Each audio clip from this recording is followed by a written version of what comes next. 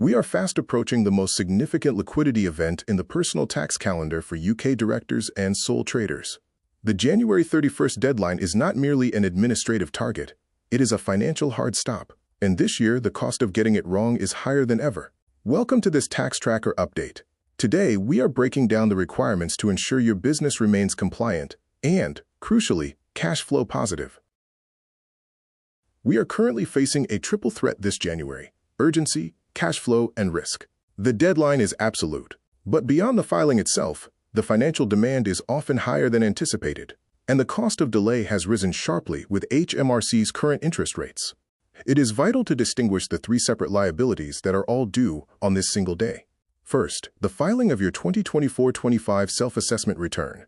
Second, the balancing payment, clearing the remaining tax and Class 4 national insurance for that same year. And third, the payment on account.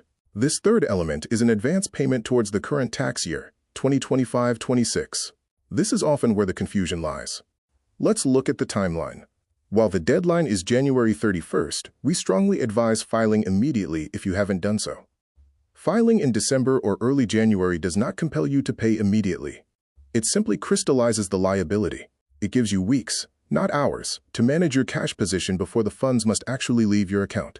The payment on account system often catches directors off guard, particularly in their first significant year of trading. Here is the rule. If your tax bill for the previous year exceeded £1,000, HMRC legally assumes your earnings will remain consistent next year. Consequently, they require an advance. This creates a cash flow spike. As you can see here, you are not just paying 100% of the tax owed for the year just gone. You are required to pay that balancing figure, plus 50% of that total again towards next year. Effectively, you are settling 150% of a typical year's tax bill in a single transaction. Now let's talk about risk.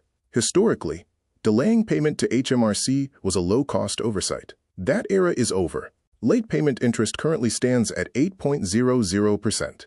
This applies automatically from February 1st.